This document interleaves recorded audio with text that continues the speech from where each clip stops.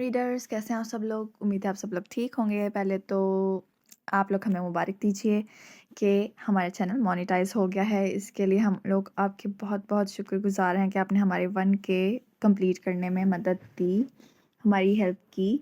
उसके लिए हम आपके बहुत शुक्रगुज़ार हैं और आपसे यही रिक्वेस्ट है कि अब हम जो है चैनल पर ज़रा ज़्यादा फ़ोकस करेंगे। अगर आप लोग free e-books most romantic free e-books पढ़ना चाहते हैं तो जल्दी से जिसने अभी तक चैनल को सब्सक्राइब नहीं किया सब्सक्राइब कर लें, क्योंकि हम अच्छी तरह जानते हैं कि 90% लोग ऐसे हैं जो वीडियोस तो देखते हैं लेकिन उन्होंने सब्सक्राइब नहीं किया हुआ।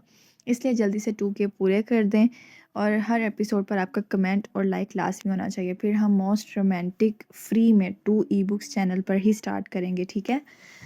तो चलें आज की एपिसोड शुरू करते हैं। किस नंबर 8 राइटर एम रज़ा। जबकि वो अपनी बेइज्जती को याद करता कुलस कर रह गया। कहाँ देखी थी उसने ऐसी लड़की, वैसे लड़की टक्कर की है। दिल में ख्याल आया पर दिमाग ने फ़ौरन सरजनिश की।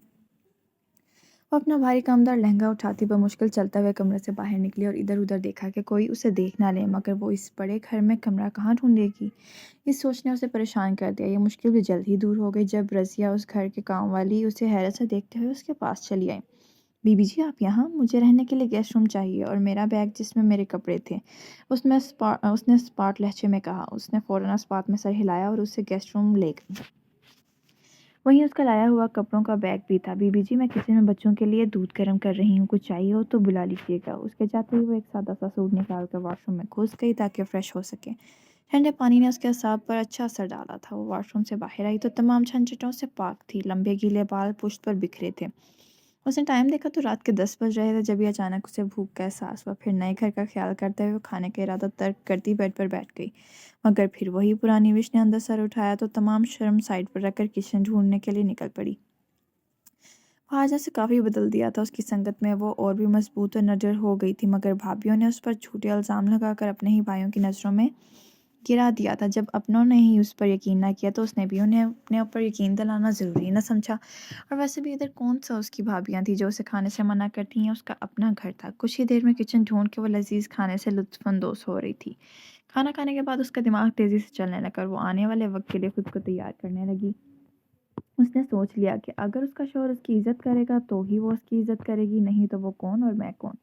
विश खुद पर गौर करती तो जानती कि उसकी चुप्पी का खोल चटक गया था जो वहाज की मौत के बाद उसकी ज़ात पर चढ़ा था। वो इस आलिशान जैसे महल में घूमकर खाना हजम करने लगी। जब एक कमरे के पास से गुजरते उसे बच्चों की आवाज़ आई। बड़ी भाभी ने उसे दाऊद शाह की 2 बच्चों के मुतालिक बताया था। वो अलग बात थी कि शादी वाले दिन ही बताया, मगर महरविश को इससे कोई गर्ज ना था। उन बच्चों की माँ के चले जाने का सुनकर उसको दुख हुआ था। जब भी उसने सोचा क्यों ना बच्चों से मिल लिया जाए। वो अंदर गई तो दोनों बच्चे उसे देख चौंके, जबकि वो खुद उन दोनों बच्चों को देख हैरत ज़दा रह गई थी। महरविश ने अयान और रेयान को उन दोनों बच्चों की जगह देखा तो खुश होने के साथ साथ हैरान भी हुई। खुशी उस बड़े घर में किसी अपने के मिलने की थी, जबकि हैरत उन दोनों को यहाँ देख किस्मत के हसीन इत्तेफाक पर हुई थी। मगर वो ये नहीं जानती थी ये इत्तेफाक कम और उन दोनों की बच्चों की कारस्तानी ज़्यादा थी। अयान और रेयान मामा मामा कहते उसकी टांगों से आ लिपटे तो उसने झुककर दोनों को खुशी से गले लगाया। तुम दोनों यहाँ? उसने उन दोनों को अपने से अलग करके कहा। आपकी शादी हमारे बाबा से हुई है, अब आप हमारी मामा हैं, रेयान ने कहा।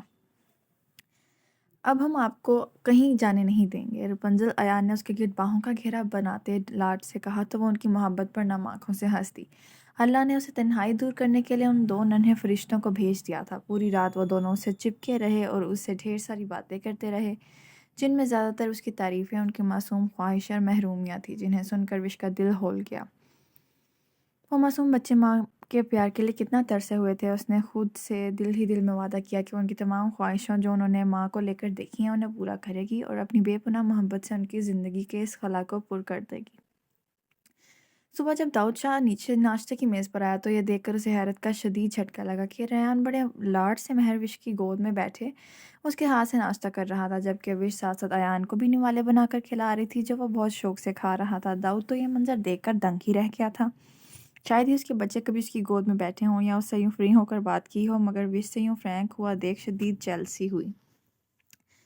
मगर शायद वो ये भूल गया था बच्चे तो प्यार होते ही प्यार के भूखे हैं, जहाँ प्यार मिले उसी के होकर रह जाते हैं। वो नाश्ते की मेज़ पर आकर बैठा तो सब खामोश हो गए। आपा भी खुशी से माँ और बच्चों का मोहब्बत भरा मुजाहिरा देख रही थी और आंखों ही आंखों में शाह को ये जता रही थी कि उन्होंने कितना सही फैसला किया, जबकि शाह उनके इशारों को नज़रअंदाज किए नाश्ते में मगन था। क्योंकि उसके नज़दीक विश बच्चों से प्यार का दिखावा कर रही थी। भला कभी सौतेली माँ भी यार बच्चों पर यूं मोहब्बत नछावर करती है। उसने तनफ्फुर से सोचते हुए सर झटका। दिन गुजरते चले गए। आपा भी घर जा चुकी थी जबकि उनकी शादी को 1 माह गुजर चुका था। उनका रवैया पहले दिन जैसा ही था, जबकि बच्चे दाऊद शाह से ज़्यादा महरविश से अटैच हो गए थे। कभी महर से अपनी कोई ख्वाहिश पूरी कराते तो कभी कोई, वो भी माथे पर एक शिकन भी लाए बगैर उनकी हर फरमाइश आंखों पर रखती। दाऊद शाह अक्सर उसकी मोहब्बत पर हैरान होता था, क्योंकि अब तक उसने विश की नीयत में कोई खोट नहीं देखी थी। आज वो घर पहुंचा तो मामूल से हट कर घर में खामोशी थी। वो कुछ हैरान हुआ, क्योंकि जब से महरविश उसके घर में आई थी, घर की वीरानी कहीं खो गई थी। वो जब भी ऑफिस से लौटा तो बच्चों को लाउंज में विश के साथ कभी खेलते हुए, कभी पढ़ाते हुए पाता। आज खामोशी के बायस उसका हैरान होना बनता भी था। वो कमरे में गया, बैग वगैरह रखा और बच्चों की खबर को बाद में लेने का सोच कर वॉशरूम फ्रेश होने घुस गया। जो ही वो फ्रेश होकर बाहर निकला, महरविश को लाल रंग की लॉन्ग फ्रॉक में नक्सक से तैयार हुआ पाया, जो उसके प्रेस कपड़े अलमारी में टांग रही थी। 2 मिनट के लिए तो वो उसकी खूबसूरती में खो गया। मुकम्मल हुस्न, हसीन सरापा, और ऊपर से लाल रंग ने उसको चार चांद लगा दिए थे। शायद ही उसे लाल रंग किसी पर इतना अच्छा लगा हो जितना महरविश पर लग रहा था। वो खटके की आवाज़ पर पलटी तो वो भी होश में आते हुए खुद को मलामत करने लगा, जबकि वो अब तक उसका अच्छी तरह जायज़ा ले चुका था। महर चलती हुई उसकी तरफ आई और मुस्कुराई। इससे पहले कि वो कुछ कहती, दाऊद ने उस पर तंज के तीर चलाए।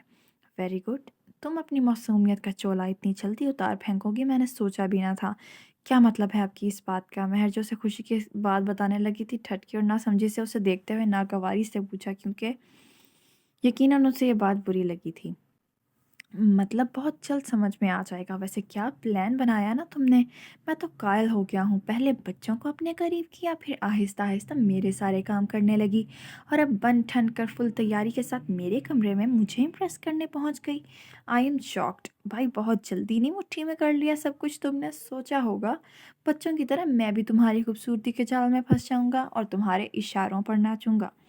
दाऊदशाह ने उसे ऊपर से नीचे तक देखते हुए उसके इर्द गिर्द घूमते हुए कहा।